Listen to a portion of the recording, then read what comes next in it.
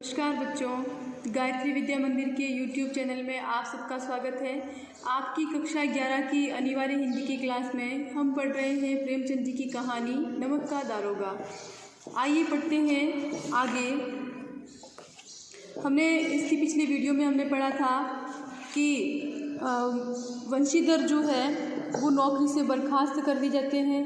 घर के अंदर उनके साथ बड़ा बुरा बर्ताव होता है। वृद्ध मुंशी जी भी नाराज़, माँ भी नाराज़। माँ की सारी रामेश्वरम आदि की यात्राओं का सपना अधूरा रह जाता है। पत्नी भी कई दिन तक सीधे मुंह बात नहीं करती है। और फिर एक दिन पंडित अलोपीदीन अपने ठाट बाट सहित वृद्ध मुंशी जी के घर प्रस्थान करते हैं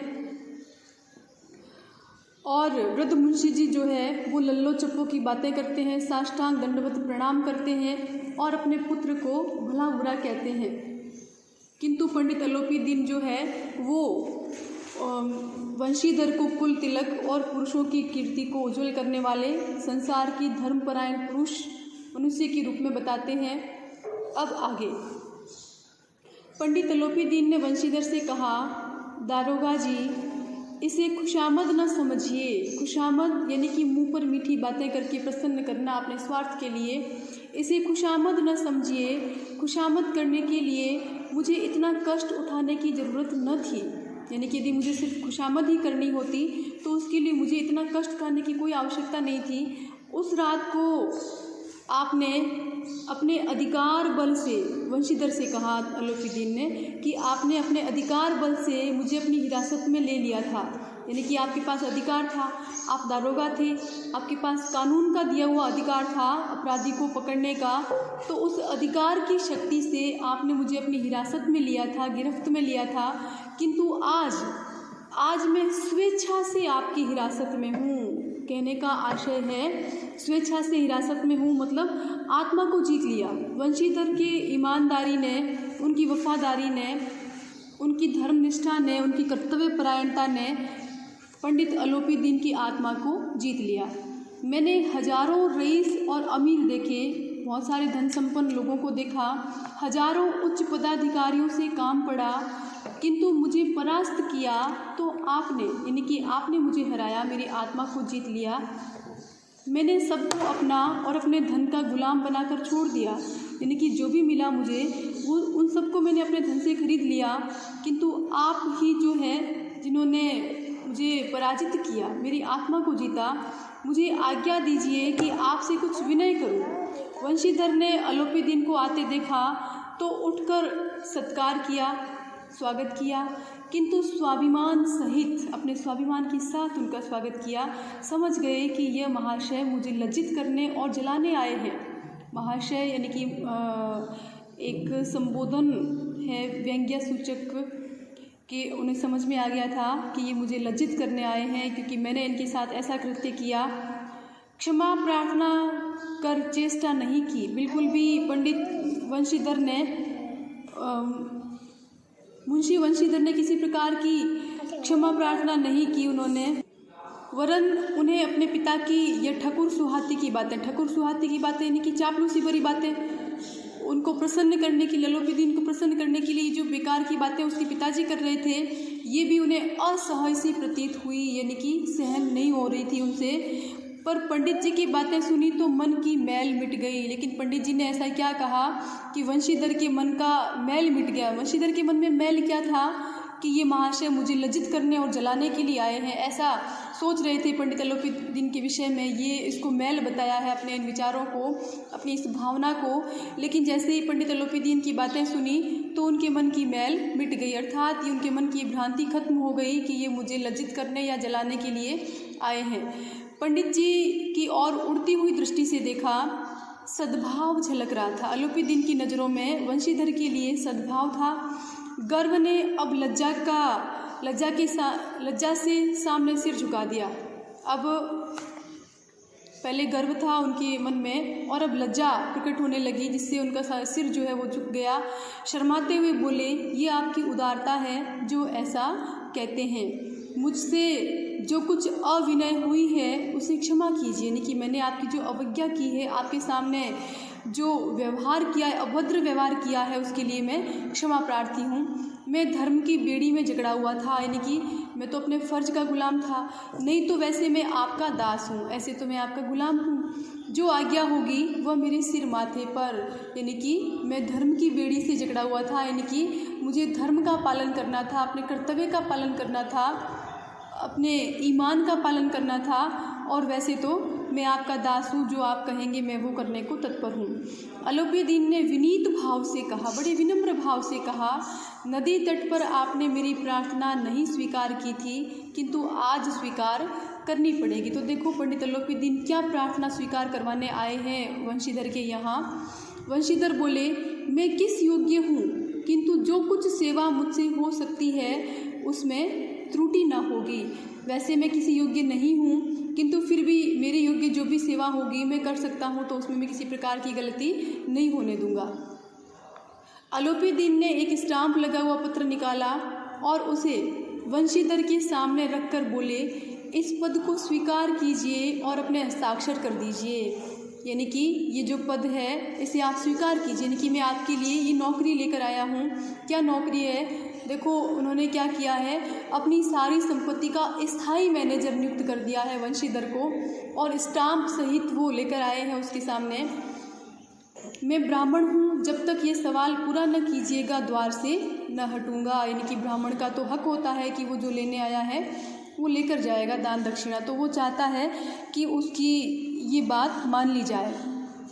मुंशी वंशीधर ने उस कागज़ को पढ़ा तो कृतज्ञता से आंखों में आंसू भर आए, बिल्कुल कृतज्ञ हो गया, उनके प्रति एहसानमंद महसूस करने लगा और आंखों में आंसू भर गए।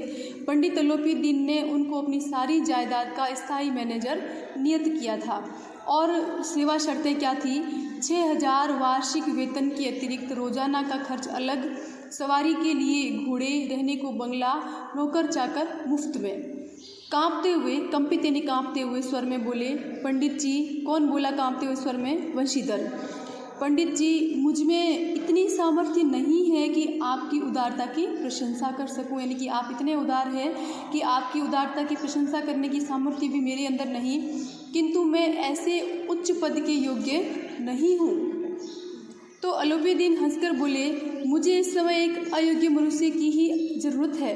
अयोग्य क्यों? क्योंकि वो तो परख चुके हैं वंशीधर को कि कितने कर्तव्य परायण है, कितने धर्मनिष्ठ है, कितने ईमानदार है और कितने स्पष्ट वक्ता और सत्यवादी है।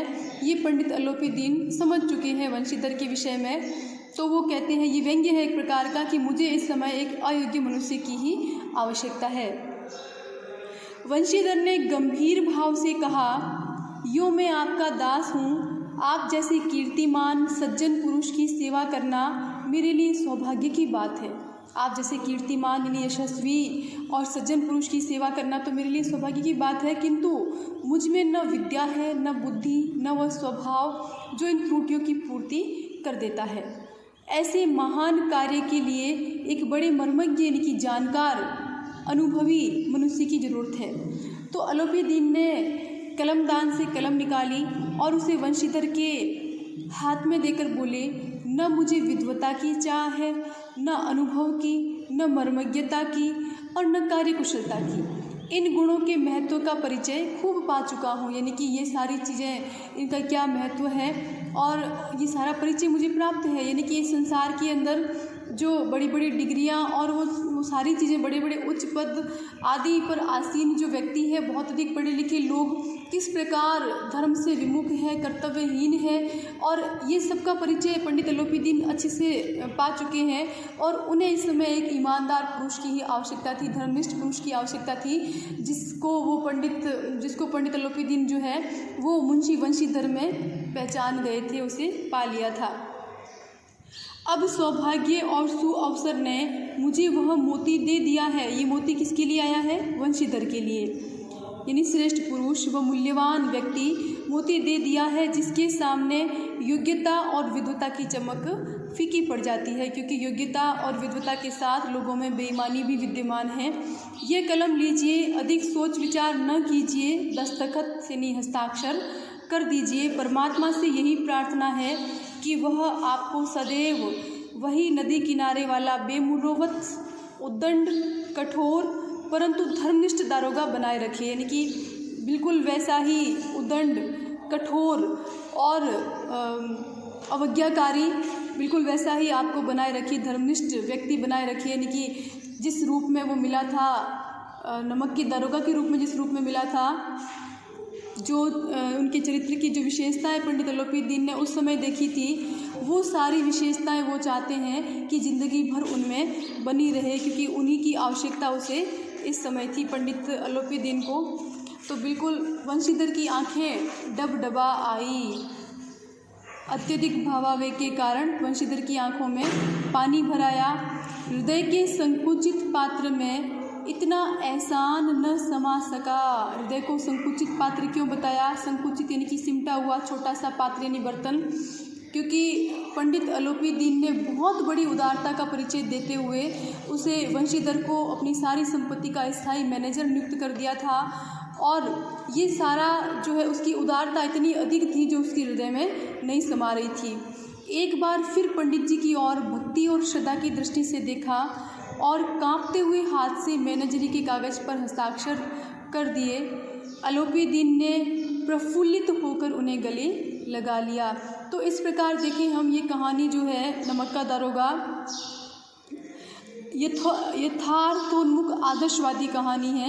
यानी कि इसमें यथार्थ की पीड़ा भी है और आदर्श भी है, और ये जो है बात भी लेखक ने प्रमाणित कर दी है कि ईमानदार और सत्य जो है वो परेशान हो सकता है किंतु पराजित कभी नहीं हो सकता।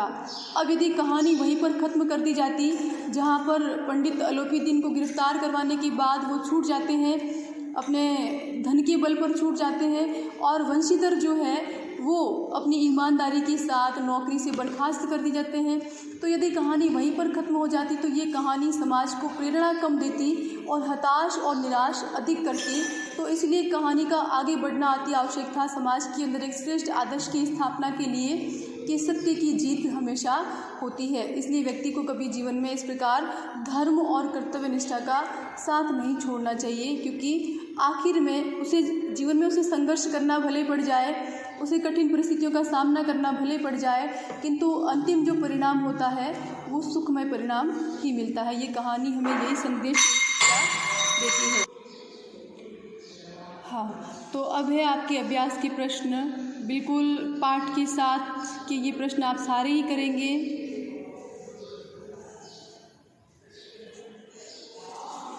और पाठ के आसपास से आप एक प्रश्न करेंगे। प्रश्न संख्या 5, लड़कियां हैं वह घास फूस की तरह बढ़ती चली जाती है। वाक्य समाज में लड़कियों की स्थिति की किस वास्तविकता को प्रकट करता है? बिल्कुल ये प्रश्न भी आप करेंगे। तो बहुत सुंदर लिखावट में अभ्यास के प्रश्न आप साथ ही साथ करते जाएं, कहानी आपकी पूर्ण होती है। धन्यवाद।